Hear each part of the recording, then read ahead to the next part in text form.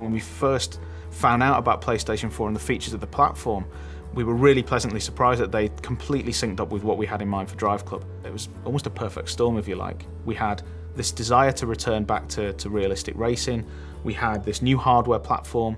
It was just nice to finally align with both the platform and our own desires as a studio and try and kind of bring that game to life. One of the things that we really liked was this idea that this was for an integrated, social generation of gamer who are now used to immediacy, connectivity, and an untethered relationship with their video games, where they are in touch with those game worlds when they're on the bus, when they're at work, 24/7. We've taken everything that we've seen from the massive rise of social networks since the last console cycle, and really that's become a core pillar of what PlayStation 4 is all about. So, you know, DriveClub really works on that level better than anything else you've ever played. We wanted to create a community, a genuine, living, breathing community. So when it came to looking at how we tackle that from a DriveClub perspective, you know, what did community mean to us? It meant that you had to have the ability for players to race both competitively but also collaboratively. And if they're going to collaborate, they've got to be together in a club. You know, they have to be a team of racers. Within DriveClub, there will be a range of social connections.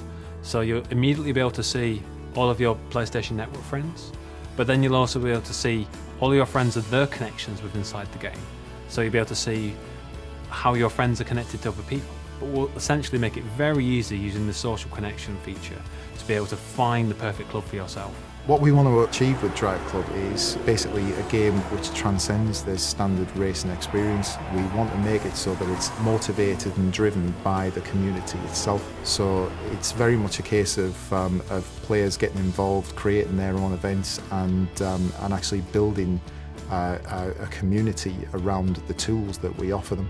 So at the core of DriveClub, you have the ability to, anything that you do in the game, any time that you set, any score that you set, you can bundle that up as a challenge and then send it to friends, club mates, even complete strangers. You know, you can pass this data on to them and say, look what I did, I dare you to beat it. Challenges are not just to send and forget.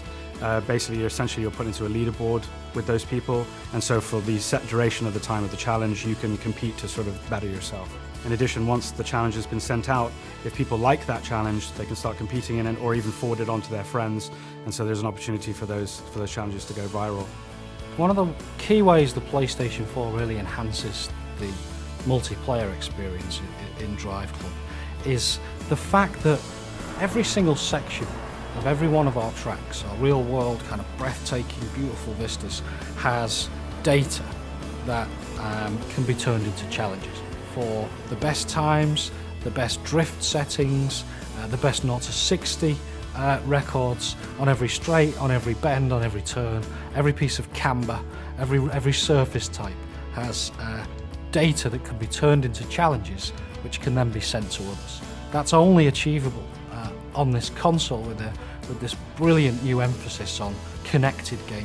DriveClub isn't a professional racing series. This isn't Formula One or IndyCar or anything like that. This is just a bunch of people that love cars, that love racing, that want to compete together, collaborate together, that just want to turn up to a location and just put their tyres on the asphalt, you know?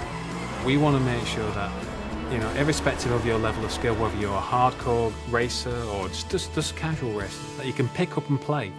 But it has those layers of depth inside there. So if you are a skilled player, you can shave off those tenths of a seconds per lap. But if you are a casual player, you can pick it up and play and still post a good lap time. We want people to be able to pick up a car and go, this is fun, I can tell the difference between that car and get around this corner, look at me drift, isn't it brilliant? You know, we've just expanded the model to the point where it's easy access, but difficult to master. It's very much a case of everything that we do in this game is going to make the player feel cool. We want to actually make people understand the fact that this isn't a hardcore racer. It's not a simulation in any way, shape or form. It's about having fun in cars on very fast roads. And of course, you know, being able to actually send out that information by cool videos, screenshots, and even sharing it to things like Ustream and the like is absolutely integral to that.